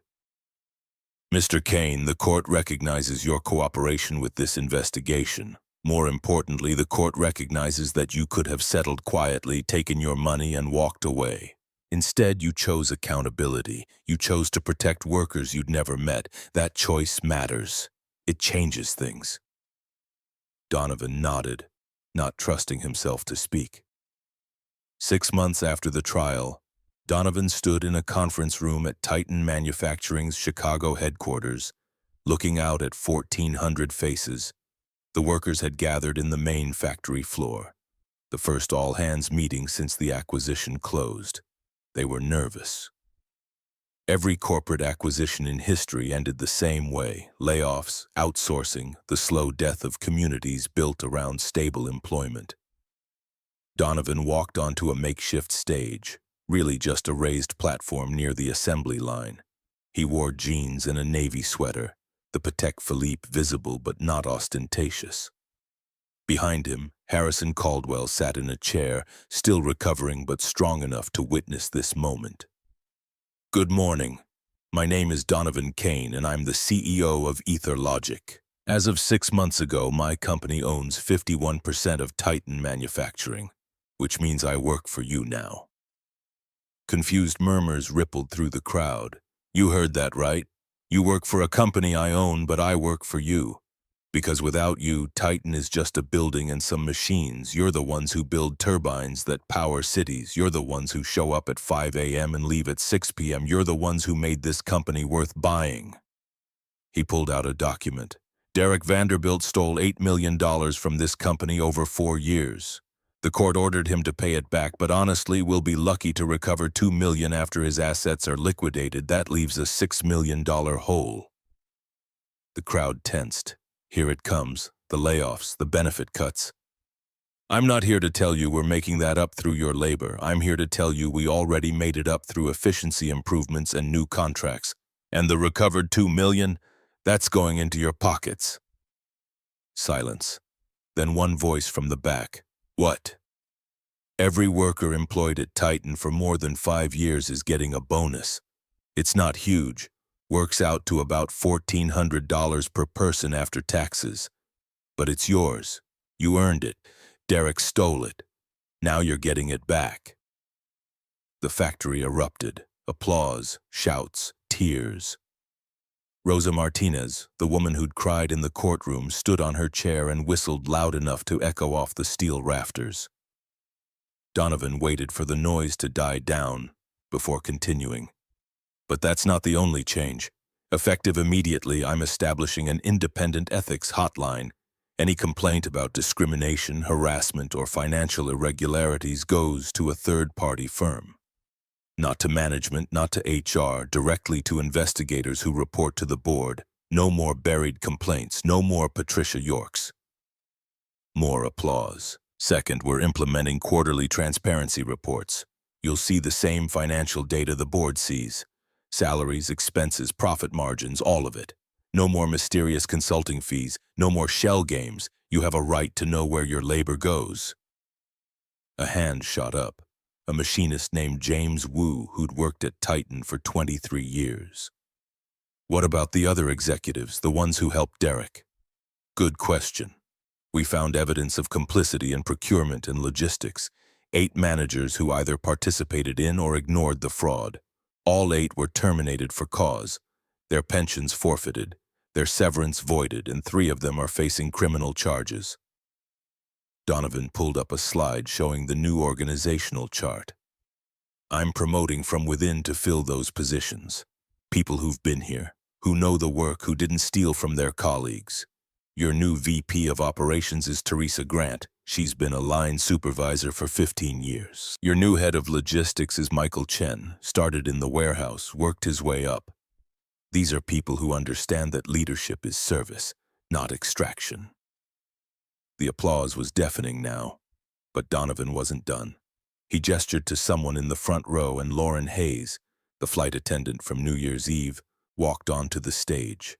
She wore a professional blazer, her hair pulled back, looking simultaneously terrified and exhilarated. This is Lauren Hayes. 6 months ago, she was a Delta flight attendant making $42,000 a year, working flights where passengers treated her like a servant. She showed courage when it mattered, standing up to a bully even when it put her job at risk. I've hired her as Titan's new Director of Corporate Culture and Employee Relations. Her job is to make sure what happened at Delta never happens here. She reports directly to me, not to HR, and her salary is $140,000 plus equity. Lauren's eyes were wet, but her voice was strong when she spoke. Thank you, Mr. Kane. I promise I'll earn this. You already have. As the meeting wound down and workers returned to their stations, Harrison Caldwell approached Donovan, moving slowly but steadily. The older man's cardiac event had been a warning, not a death sentence, and he'd taken it seriously. Medication, diet changes, reduced stress. You didn't have to give them the bonus. Legally, that money belongs to the company. Legally, yes. Morally, it always belonged to them. Harrison smiled. You're going to ruin the curve for every other CEO, you know that? Making us all look bad by actually giving a damn. Good. Maybe it'll become contagious. They walked through the factory floor together, past machines that had run for 40 years, past workers who nodded respectfully but didn't fawn. This wasn't hero worship. This was mutual respect between people who valued the same thing, honest work for honest pay. "What's next for you?" Harrison asked. Donovan pulled out his phone, showed Harrison an email from Senator Elizabeth Warren's office. Congressional testimony. The Senate Commerce Committee wants to investigate systemic discrimination in the airline industry. They're calling me, Kira, Jamal, Ezekiel, and Gabriella to testify. Are you ready for that fight? I don't think anyone's ever ready for Congress, but the alternative is staying silent. And silence is how Derek Vanderbilt got away with it for a decade. They reached Donovan's car, a Tesla Model S, practical and efficient. As he opened the door, Harrison put a hand on his shoulder. For what it's worth, I'm proud to have been there that night, to witness the beginning of all this. Even the heart attack part, especially that part, showed me what kind of man you are when no one's watching, or when everyone's watching and you still choose right over easy. Donovan drove back to Chicago as the sun set over the industrial corridor, painting the sky in shades of orange and purple. His phone buzzed continuously. Messages from Natasha about the next acquisition, from Dr. Amani about an upcoming speaking engagement, from his PR team about interview requests. But the message that made him smile came from an unknown number. "Mr. Kane, this is Elijah Morrison. You gave me your seat on a flight last month and told me to call when I graduated. I just got accepted to MIT for computer science. Thank you for believing in me." Donovan pulled over, typed a response. "Congratulations, Elijah. Call my office Monday. We'll talk about your summer internship. And it's Donovan, not Mr. Kane. We're colleagues now." He sat in the car for a moment, watching the sun disappear below the horizon, thinking about Derek Vanderbilt in federal prison, about Celeste Hargrove working night shifts after losing her pension, about Patricia York unemployed and unemployable. Their consequences had rippled exactly as intended. Not revenge, accountability, and in the space left by their absence, something better was growing. 4 months after Donovan's testimony, Senator Warren introduced the Passenger Dignity Protection Act. It mandated quarterly public reporting of discrimination complaints, third-party investigation of all incidents, and 400% compensation for victims plus punitive damages. The bill passed with bipartisan support. Nobody wanted to be on record defending racism at 35,000 feet. Delta Airlines fired 23 employees total, restructured their complaint system, and hired Dr. Kira Washington as their first chief diversity officer at a salary that made her the highest-paid executive in the company. Stock prices initially dropped 14%, but recovered within 6 months as reforms took hold and customer confidence returned. 11 other airlines adopted similar policies preemptively, terrified of becoming the next viral scandal. Discrimination complaints across the industry dropped 67% in the first year. And on New Year's Eve 2025, exactly 1 year after the flight that changed everything, Donovan Kane stood in the same JFK Sky Club, wearing the same Loro Piana hoodie, waiting for the same flight to London. The lounge attendant, Melissa, who'd helped him that first night, smiled with genuine warmth. "Mr. Kane, happy to see you again. Seat 2A is ready. We've had no issues this time." "I appreciate that, Melissa." He walked to the gate, noticing how the atmosphere had shifted. Gate agents smiled at passengers regardless of clothing. Flight attendants welcomed everyone with equal professionalism. The culture had changed, visibly, measurably. As he reached the gate, he saw a young black teenager struggling with an agent who was questioning his scholarship documentation. The kid looked terrified, 16, maybe 17, wearing a hoodie similar to Donovan's, holding a boarding pass to London with shaking hands. Donovan started to intervene, but before he could move, a supervisor appeared.